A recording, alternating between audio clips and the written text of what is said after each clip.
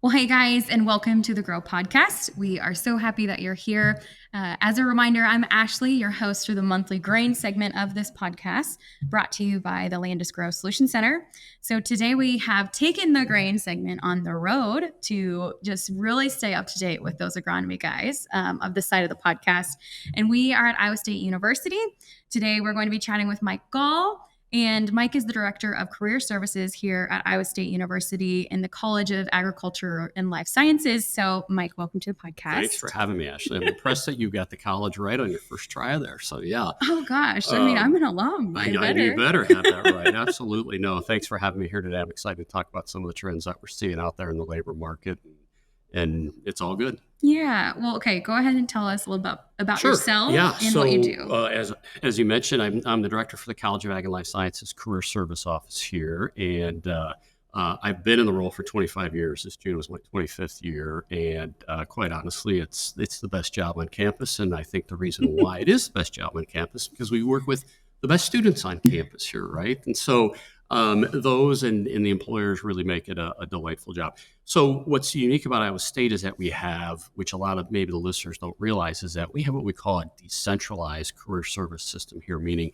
every college has their own career service office. So about 85% of the schools in this country have what we'd call centralized shop or centralized career services. So the student might go in there, maybe you're an agronomy student, you go in and you're going to meet with a generalist who probably has no idea what even agronomy is about. And what do? They probably spin you back to a faculty member in that department where you talk about careers there. And so we're unique in that every college, whether it's ag, whether it's business, engineering, we have our own career service office. And so, obviously I'm biased, but it works really, really well for all our students, employers like you, and everybody.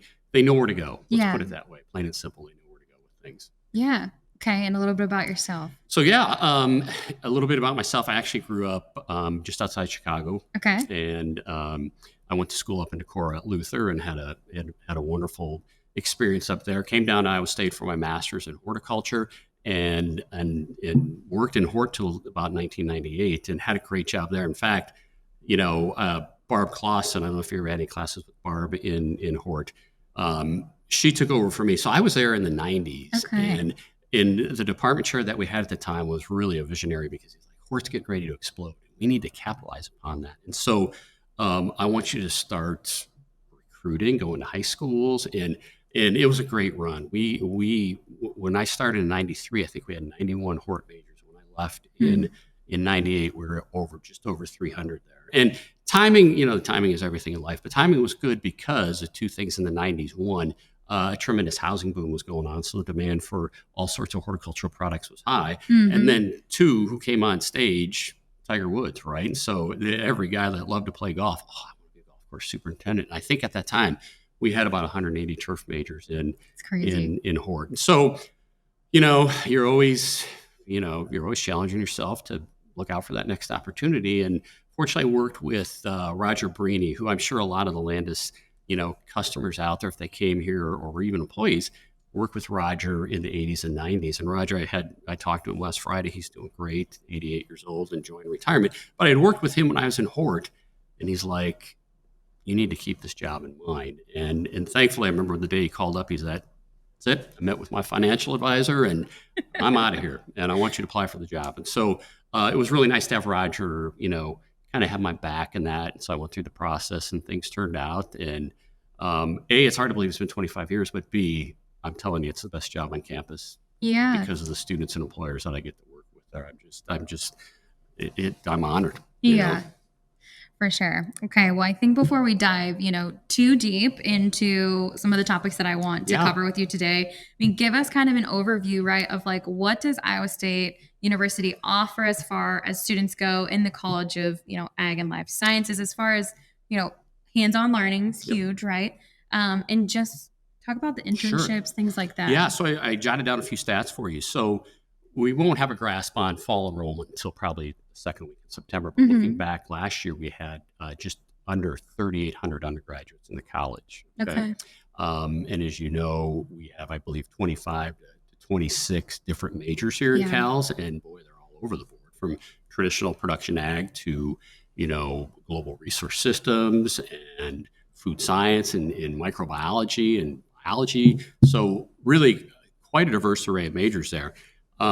One of the stats that I think CALS is really proud of is the fact that our retention rate, meaning the number of students that come back after their freshman year into CALS that stick around, is 88%. It's the highest here at the university. And I hope you agree with me, but I think it's very reflective of the fact that we take advising here in CALS very, very seriously. So there's a great sense of culture and camaraderie with our students and faculty and staff here, which helps with that retention rate from that standpoint.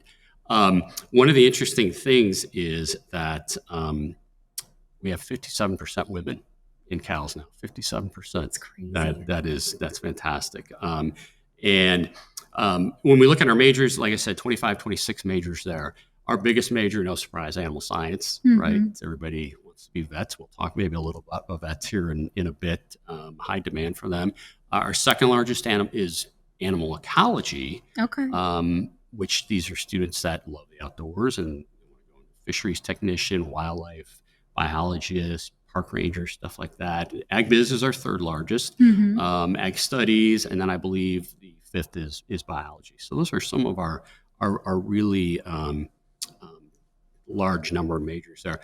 About 30% of our students here in CALS are from outside the state of Iowa, and that number's grown a little bit too. Yeah. So that's a little bit about, the whole demographics of the college. Obviously, in my office, we're concerned with how are these students faring when they do graduate. And so for us, our placement rate, speaks for itself. Our most recent placement rate would have been reflective of summer 01 or summer 2021, fall 21, and spring 2022. We're always a year behind because we give students 6 months before we do the final placement. So our most recent ones, we released those in February this year. Our placement rate was 98.9%. So in the 25 years that I've been here, that's our second highest placement rate that I've ever seen. So we take a lot of pride in that. And am I surprised by it? Not in the least, given the labor market that we're in. For sure. I would expect it to be really, really high. But when we talk about placement too, a thing that I always clarify with people is that when people hear placement, they think this is totally jobs, right? Placement encompasses three things. It includes those that have taken jobs. It includes those that go on for further education. And it also includes a very small percentage that have military obligations too. Okay. So this year, I believe about 83% hopped into the labor market, had jobs. Of those, about 94 to 95% we would classify as professional jobs, meaning you had to have a degree in ag business or agronomy to get those jobs. We had 15.8% go on for further education. And so let me put that into perspective. Some people are thinking, is that high? Is that low? It seems high. The 25-year average here is about 17.5%. Okay. So right now it is on the downward trend. The lowest I've ever seen it is right around 14%. Okay. And you would think that because in a good labor market for students, I don't have to worry about not finding a job and running into grad school to kind of find cover there. Versus 08, 09, and 9 and 10, when the market's tanked, we had 24% the first year going to grad school and 26%. That's a big difference. That's a huge difference. So we're definitely trending down. And an interesting fact there, when I look at our placement data from this past year that we crunched, I looked at ag biz and ag studies. Collectively, that's 160 graduates we had. 0 went on for further education. First time in 25 years that I've ever seen nobody go on out of those two combined. And that's unusual for ag biz because usually we'll have a couple in there that at least go on for law school and such there. And we're seeing that, and it's supply and demand. I mean, it's a great market. We saw it with our May grads this year. I think we had 60 ag biz students walk across the stage, and 54 of those had jobs in hand at graduation. So again, supply and demand really, really favors those students there from that standpoint. Some other things that are worth pointing out when we look at those that went on for further education, about 60% came from 2 majors. Okay. And those are biology and animal science, which really are no surprise, right? Vet school, PT school, dental school, all that stuff. And about 31% of that population did go on to vet school from that standpoint there as well. About 4% go back to family farm, which is a Mhm. number that's held pretty constant over the last several years. And then, and I know we're going to probably talk about this here in a minute in terms of retaining talent in Iowa, but our in-state retention this year was about 63% of our grads stayed in Iowa Okay. for their first full-time job when they did graduate. That's a very cool stat. That's a good stat. Yeah. And it's interesting in the 25 years that I've been in here, that's the one stat that's been pretty flatline. Actually, 63% is the lowest I've ever seen it. Huh. It's usually 68 to 70, flatline across there. University average is about 45%. Okay. It can drop as low as 30 for engineering, right? Mm-hmm. But I think last year or the last 2 years, we've been the only college with above a 50% in-state retention there. So we can talk about that when we get to that question a little later on. But we do take a lot of pride in the fact that we were able to retain a decent number of our graduates here. And people are like, what about the other 37%? You're losing those. But here's the reality. Like I told you before, 30% of our students are from out of state. Yes. Okay? And so they're ag kids at heart. And, the common thread is all roads lead back home. And so, they do. So we're drawing in a ton of students from Illinois and Wisconsin and Minnesota, and boom, they head back home and which is fine. It's totally understandable. Totally understandable. So that's just a little, breakdown in terms of where we're at in terms of placement and enrollment here within CALS. Well, very cool. I mean, I know, one of the reasons we wanted to have you on, right, is our farmer members, obviously, if they have kids kind of thinking about schools, obviously Iowa State's probably on the top of mind. So it's really good to go through, I think, some of those statistics, but also, right, like you're the guy that helps kids get college, gets jobs out of college. And so I'm so excited to dive into some of these next questions for you. So kind of moving into the topic of ag careers, I'm excited to hear this answer. What have you seen, biggest change last 5-10 years? So I'm going to stretch that out further. Okay, Sure. I'm going to stretch it out to 25 when I started. Yeah. So I go back to the late 90s. There's two changes that I tell everybody that really surprised me. One is back then there was a huge reliance on the grade point average. Mm-hmm. Okay, you can't imagine how many jobs I would get in the last sentence requirement must have a 3.5 GPA. Well, heck, you have 3.5 GPA, you're like in the top 2 or 5%, right?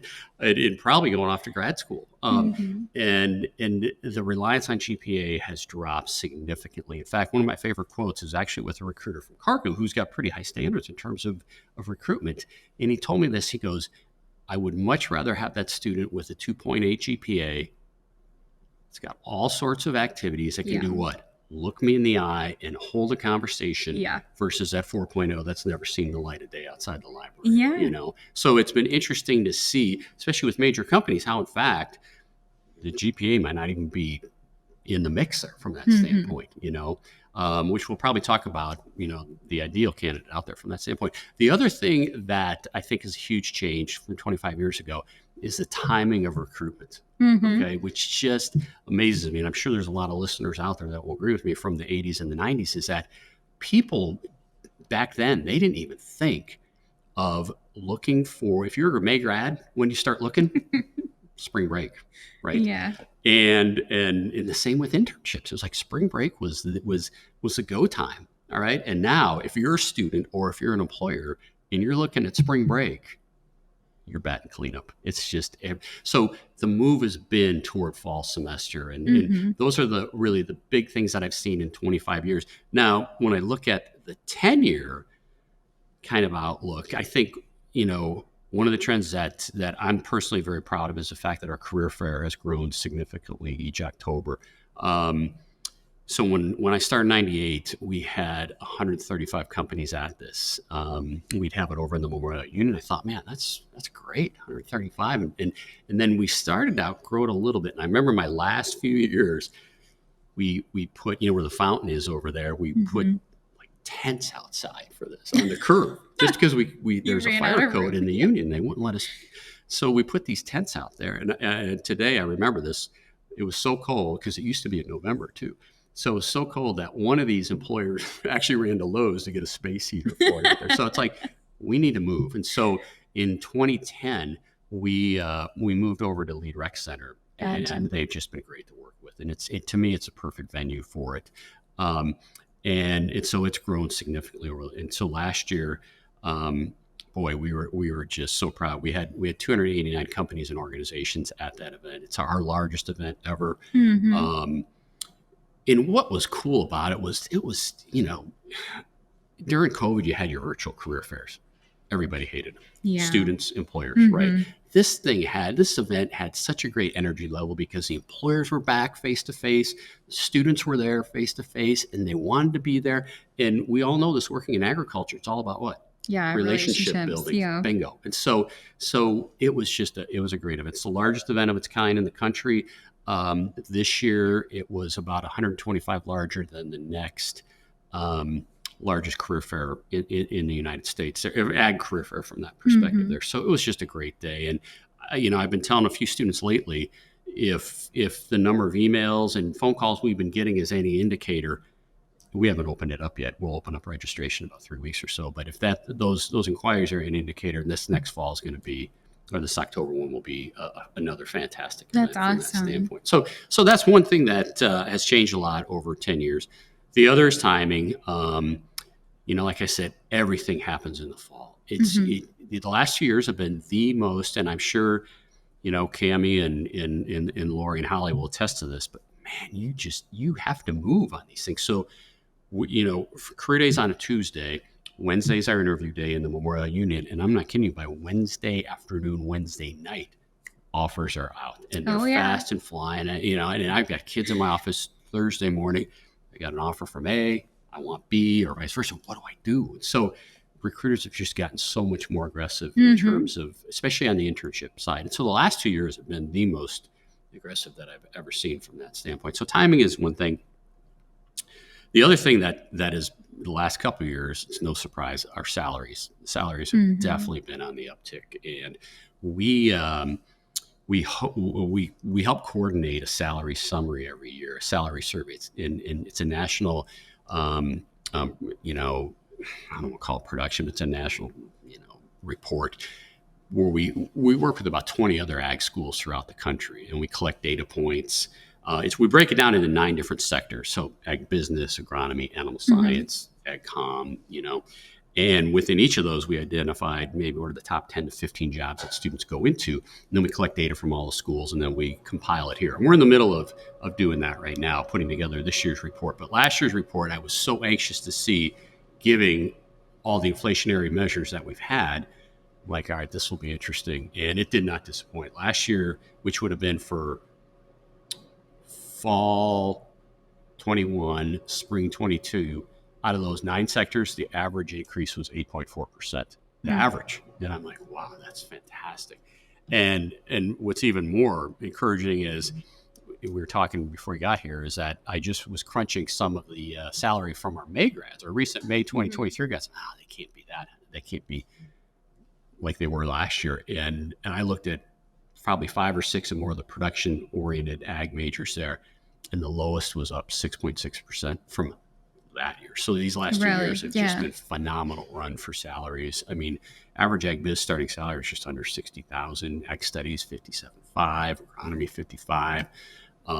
So again, it's supply and demand from that standpoint. One other thing, I'll close out on the trends that I've seen.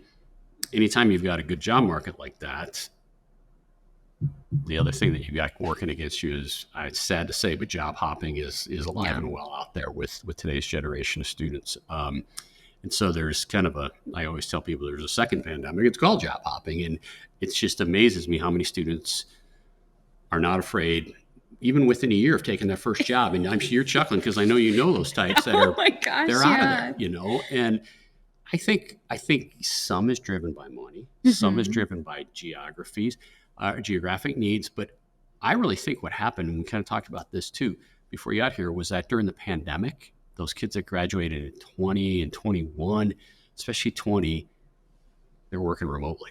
Yeah. And everybody thinks, oh, it's great to work remotely. I think mid-career people, mid-young career people like it, but entry-level students or graduates, no way. Yeah, you need connection. You need connection. So these students, and I talked to a lot of them in 2020 that were were locked in their apartments, staring at the computer screen. They need the social interaction. And what they also don't get, which is huge, which I think is one of the driving factors behind job hopping, is they don't get the mentorship. You know, Yep. They don't need their hands held, but you want to grow as a person. You want to grow with the job, you know, and you want that mentorship from these people, and they weren't getting that. And then you get those thoughts of, is the grass greener on the other side? And they start looking, and so that's something that it's going to be around for a while, I'm afraid. Yeah, for sure. Okay, well, I think one thing that we're seeing, and we've kind of talked about this a little bit, but right, like it's no surprise, I'm sure, even in Ames and Des Moines, but especially small town Iowa, right? You walk in, your grocery store is very short staffed. Your local restaurants are very short staffed. We talked about labor is hard to find right now. I mean, especially in rural Iowa. How do you think Iowa State University, especially in your role as career director, but how are careers in ag really shifting to meet this trial? Yeah, I think, our goal with our students here is you want them to come out with a global perspective, right? Yeah, for sure. Especially all things relevant to agriculture, a global perspective there. But in terms of us getting students to go back to these rural areas, we kind of have demographics favoring us, because we kind of talked about it before. Yeah. A high percentage of our students do want to go back home, or some maybe, if they're from the rural areas, be connected with maybe the family farm operation too, have a job, have their cake and eat it too, work a job for a company and help out the family farm. Yeah. And so the fact that, 63 to 70% go back, we take that as a positive from that standpoint. So there's really not a whole lot we're doing to push them back that way, but I think it's just the demographics of it, that they want to go back and do that there from that standpoint. And like I said, we're probably the only college here with above a 50% in-state retention rate from that standpoint. So there's not anything we're doing in classes. I don't, you've got to go back home and support rural Iowa, but it's just the type of students that we're getting here, and wanting to get back home from that perspective. I mean, do you think that there are, majors that are, way more popular now than before to kind of help with data and things like that? Or, I mean, what's the future look like? Yeah. So you talk about careers right now that, you look at the last 5 to 10 years. I mean, all the stuff in terms of technology, which is way above this old guy's head. I'm telling you, the GPS, the use of sensors, know, everywhere the use of sensors. I think of BJ Brugman with his startup at Distinct and Bartool. I mean, just it's amazing where these things are going, the technology, and to your point, the big data to maximize profits out there. That stuff, that probably has appeal to certain majors out there.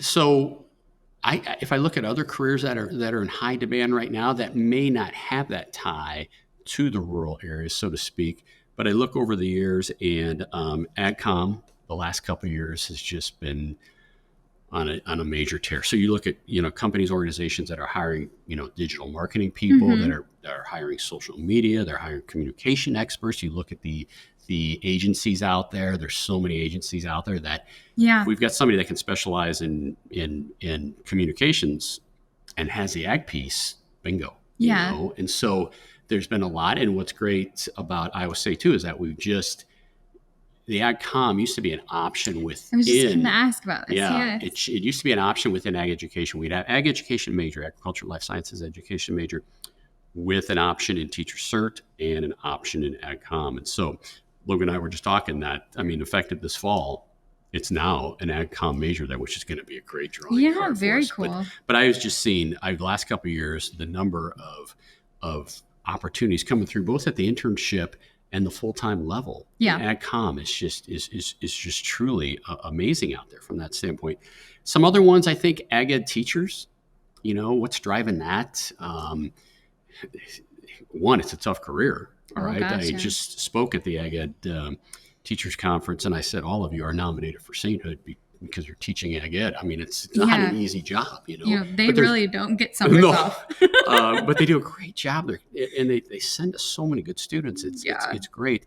But there's a lot of pending retirements in there. And so that's creating a great market. And when I go back to that salary summary that I talked about, within that pod, that AgCom and Ag Ed, ag ed teachers last year had a really nice, about a $5,000 increase in their average good. starting salary, which is much needed because of what, coming out of the pandemic, I was really worried about two careers in particular: anybody teaching and the nursing profession there. Yeah. So to see that bump for ag ed teachers, man, they deserve every nickel of it there. Yeah. Kind of on that same note, from an ag biz perspective, ag lending is in high demand, whether these are at community level banks or if they're Farm Credit, the Rabos of the world.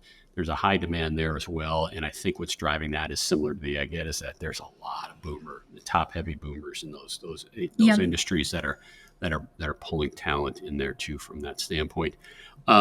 We've seen high demand in vets. Okay. I mean, veterinarian for a while there, it's like, why do you want to go into vet school? You're going to have all that debt. You're not going to make that much money. But ever since the pandemic, and you think about it, how many millions of people adopted pets or brought on pets? The demand for vets is exploded. And we see that, hopefully you saw higher when you were here, but as a manager, I see these jobs and companies that come through, and the number of veterinarian clinics that register with SciHire in the last 5 years is mind-boggling.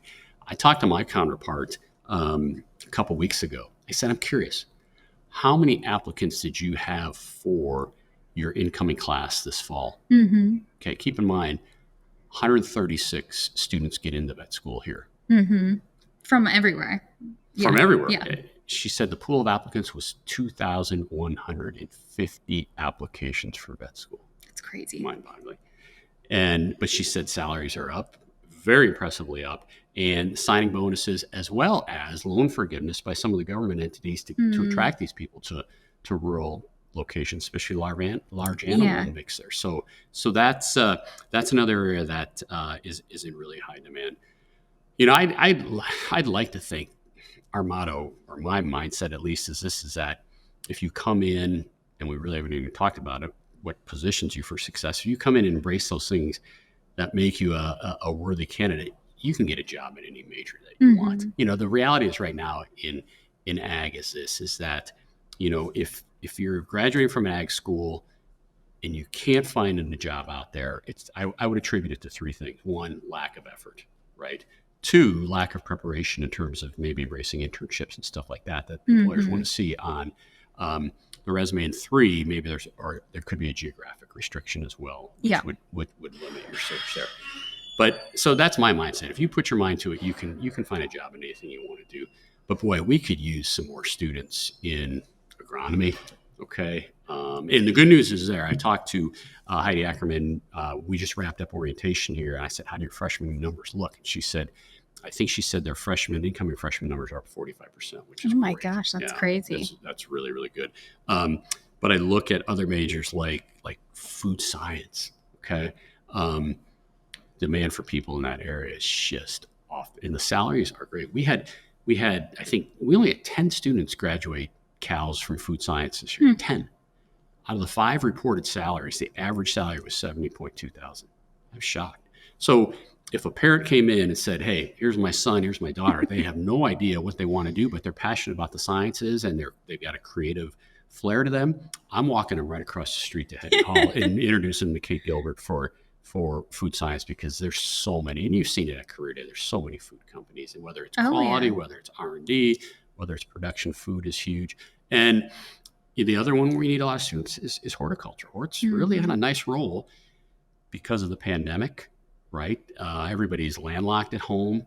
They've got money to spend, but they couldn't spend it where they end up spending on home improvement projects, and so the demand for people in landscape design, landscape construction, or install, landscape maintenance, greenhouse production, and nursery management, demand for people in those areas. We saw a really nice increase in average salaries in horticulture last year.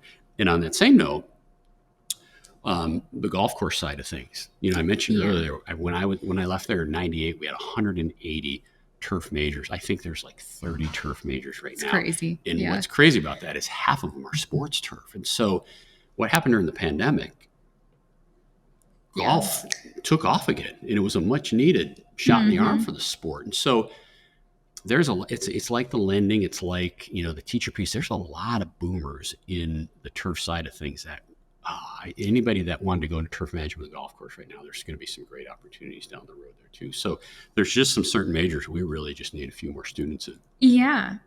Okay.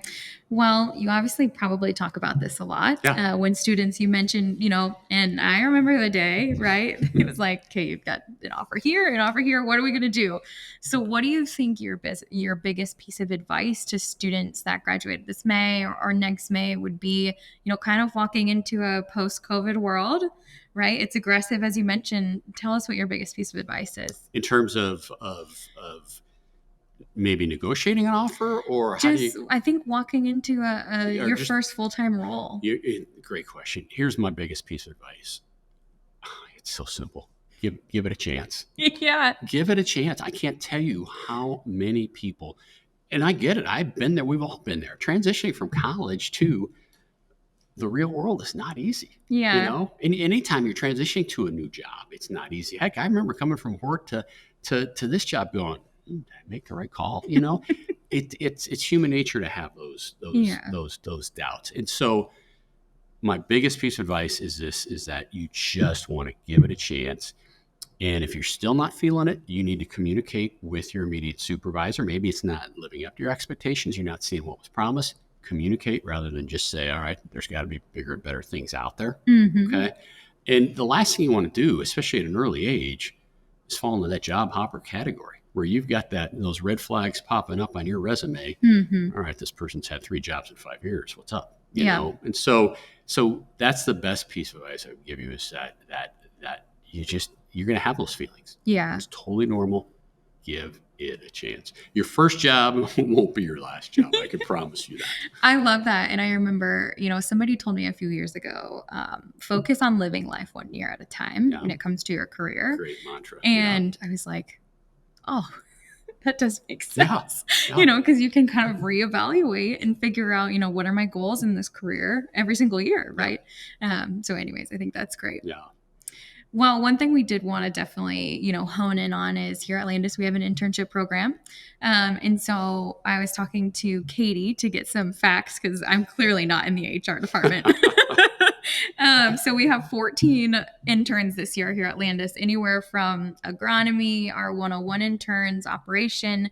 But something kind of even cool that I saw on the list was like we even have an event coordination, so still we're an ag company, clearly.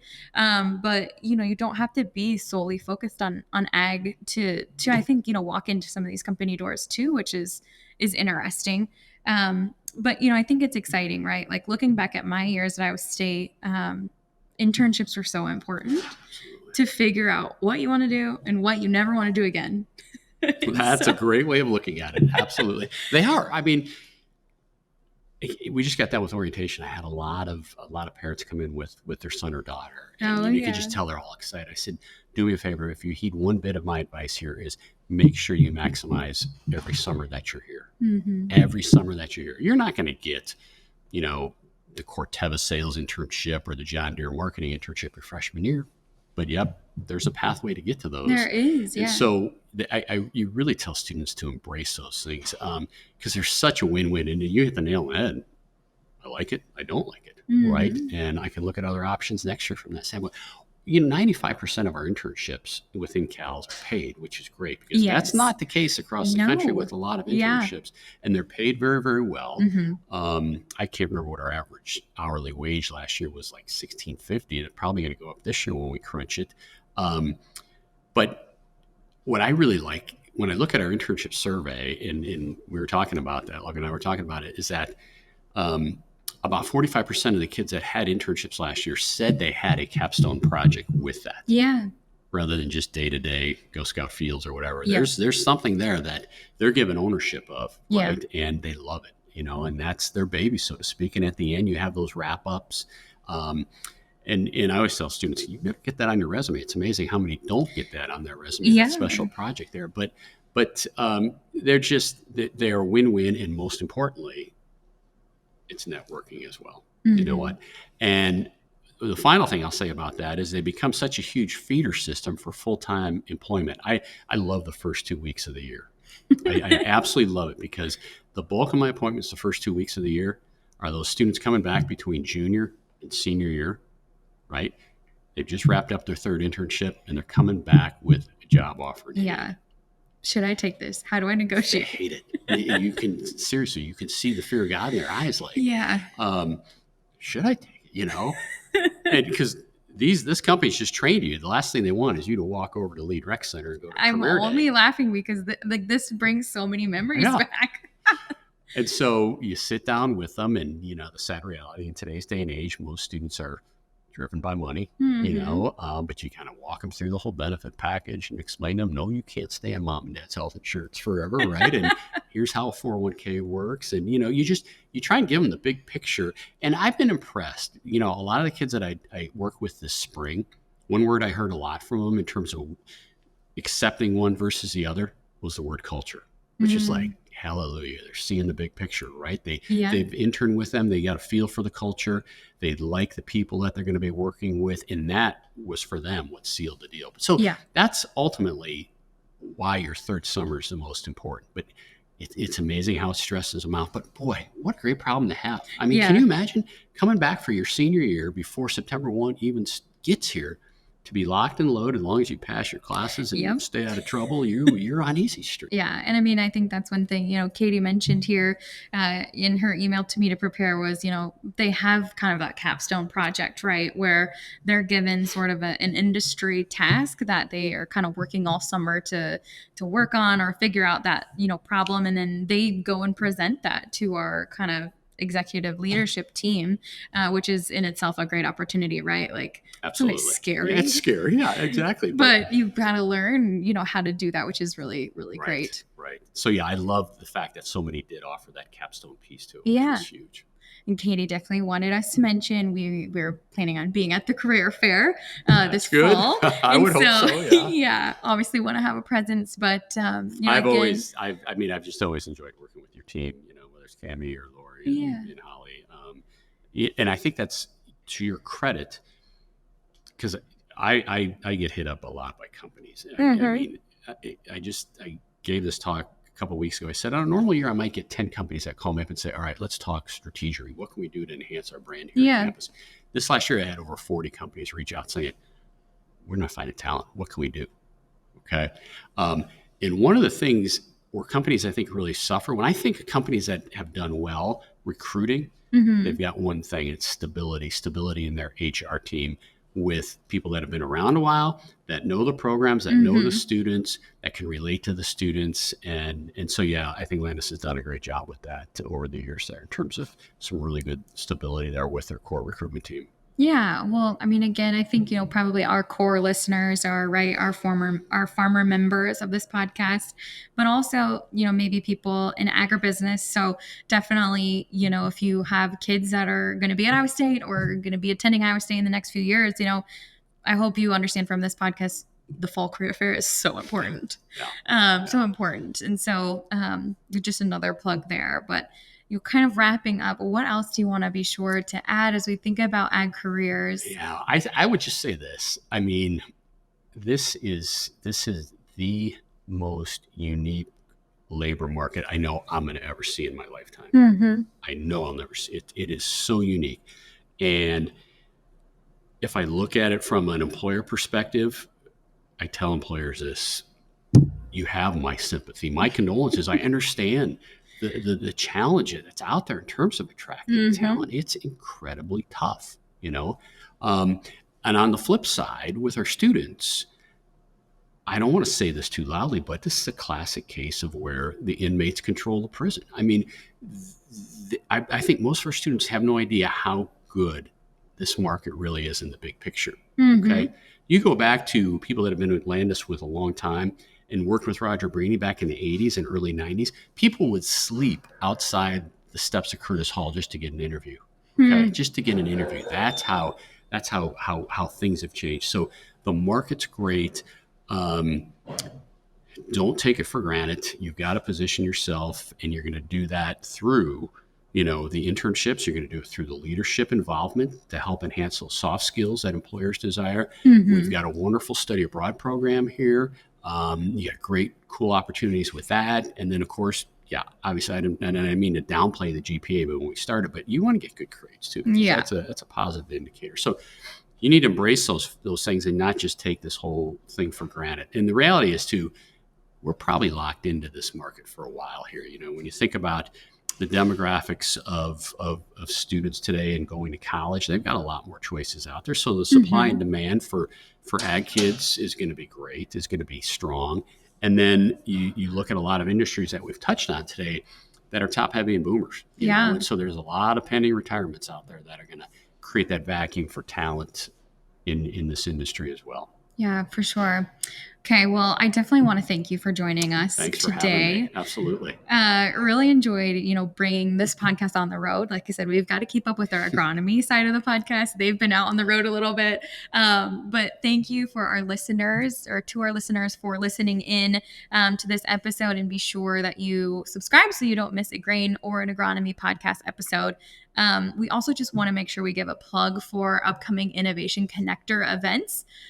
So we have some events coming up here summer and the fall. So our first dates are going to be August 17th and the 18th. And then our September dates are the 7th and 8th. We have lots of fun raffles that are happening for our attendees that are attending our connector events. And one of the fun things about being here at Iowa State today is one of those raffle items is a kind of sweet experience for the Iowa State game. So kind of fun to be here and talk about that today. But thanks for listening. Be sure to join us next time.